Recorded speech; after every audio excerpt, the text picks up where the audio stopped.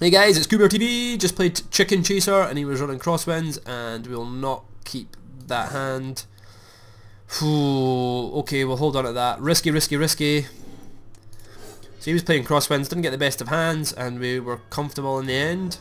Took a risk running this 2-plane hand because I've got a lot of big creatures, but I've got Honor of the Pure. So anyway, Loyal Sentry, we seem to be getting him in every game. He's got, looks like he's running Obedient Dead. We've got our Flicker Wisp, 3-1 flyer when it enters the battlefield. You can you can exile a creature till the end of your player's end step. Anyway, we'll move on with the turn. We'll drop Honor of the Pure down. Swing in for 2. Hopefully we'll hit our planes next turn. Our Geist on our Monk is power and toughness are equal to the amount of creatures you've got in the battlefield. It has vigilance and it drops 2 1/1 spirit tokens with it. Sun Titan's a 6 cost. Whenever he enters the battlefield, you may return a target permanent with converted mana 3 or less back to your hand, back to the battlefield, and also he gets that ability when he attacks. That's kind of cool because my boy doesn't die because I got Honor of the Pure out. So that's pretty good for me. Right, we need to hit our planes here. Excellent, we hit our planes. That's really, really good. So I think we'll swing in here and end our turn because I'm hoping that he'll then attack with this boy and then we'll get him with the raised arm. Nope, he's just going to block. So that's fine by me. I got rid of his 1/1. Doesn't really do any damage to me. And we will end our turn. I mean, I could have used Flicker Wisp here.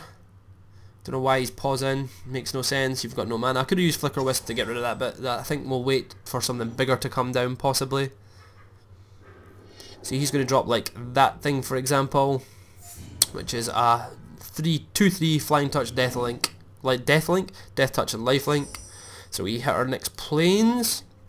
Oh, I should have dropped Raise the Alarm. I don't know why I didn't. I wasn't paying attention like a fool. So I think our play is to drop down our Flicker Wisp anyway. Remove that boy for the time being. And swing in. We should have been swinging in for 6 here, guys. That was really stupid by me. Should have been swinging in for 6 here. And especially against Obedient Dead. That's a mistake. It's going to cost me. I was too busy chatting and not paying attention, so...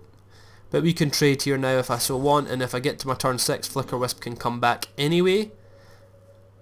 So he's got a murder, so he's going to murder my Flicker Wisp. It's fine. So we're basically looking for planes now. We're looking for 2 planes for our next 2 turns. He doesn't attack, which is interesting. We don't hit our planes, so... we just end our turn, I suppose, because I can't attack because he'll kill me. So we just end our turn.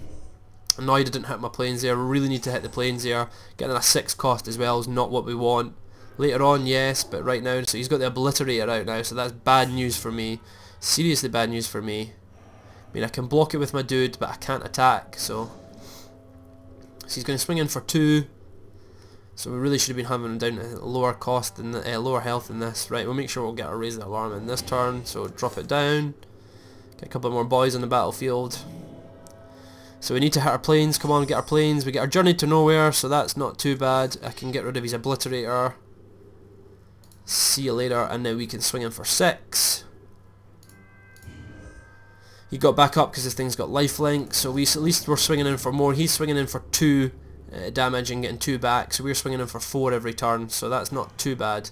But if he heals, still need to hit that elusive planes. The planes would be really handy. I think Journey to Nowhere was pretty cool there. That really helped me. But the planes next turn would be perfect, so I can get a Geist on our Monk down. He's running the Warpath Ghoul, so he's running that card for some reason. Not really sure why. So he's staying back to block next turn. We don't hit our planes, but we do hit our Dawn Elemental, so we may as well just drop it. Can't do anything else this turn, so we'll skip our attack.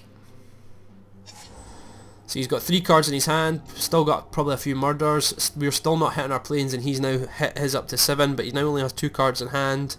And if he's running this, I'm not too worried. So he's got Corrupt, so that'll probably be at my face. Yep, so he's going to corrupt my face and get healed. That's not so good. But it does mean that he's used it before instead of using it for the win. I prefer it to be used before they can use it for the win. Planes, yes, that's what we're talking about. So we will obviously drop our Geist on our Monk this turn.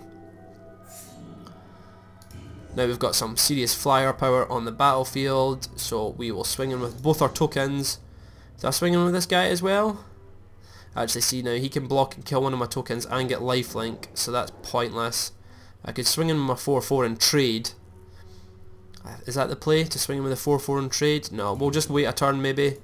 Don't know, he's only got one card in hand, so maybe that was not risky. I didn't do that because he can kill and he's going to get life from killing one of them, and I'm not trading very well. So he's going to make me sacrifice a card, so Captain of the Watch is going to the graveyard without a shadow of doubt. Because if we get Sun Titan, if we hit our mana next turn, Sun Titan comes on and Captain of the Watch can come on. So that could have done me really cool if we hit our planes, if we hit our planes, we hit our planes. We don't hit our planes, which is sad. We do get our Crusader of Odric, who's at 9. So this is a play here. Swing in here, swing in here, swing in here, swing in here, swing in here. Keep that back because he'll just block and kill it. And then next turn we can swing in with both of them and he'll have to block and trade. So what's he going to do? He's going to trade here, that's fine. So he's going to do a trade here, but he's not going to lose that creature, that's interesting. So he is going to lose. So these boys are going to become a little bit weaker, but that's fine. I get him for quite a bit of damage. He's only got one card left. It does leave him with one creature, which is the one with the death touch. But these two boys swinging for equal amount of damage, so not too bothered.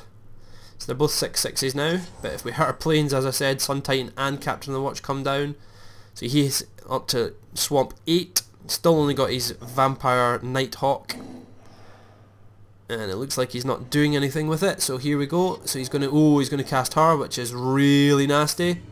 So we really need to hit our planes here, please. Yes, baby.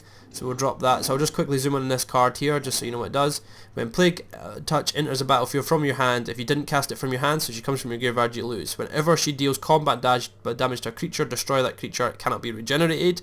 And whenever she deals combat damage to a player, they lose the game. So if she hits me, I lose the game. But we've got our Sun Titan now, so we'll bring him out.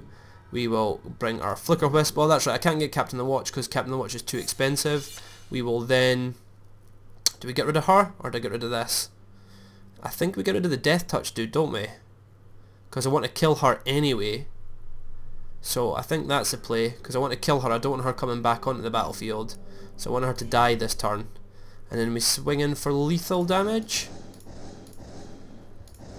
Because there's nothing she can do now. I mean, you can block an 8/8 and we trade, but I'm still getting through for 8/16. So he's going to block there, but that doesn't matter. We're through for lethal damage, and that's the end of the game, guys. Kuber TV. Oh, she's watching the damage. Come on, watch the damage. You've lost. Signing out.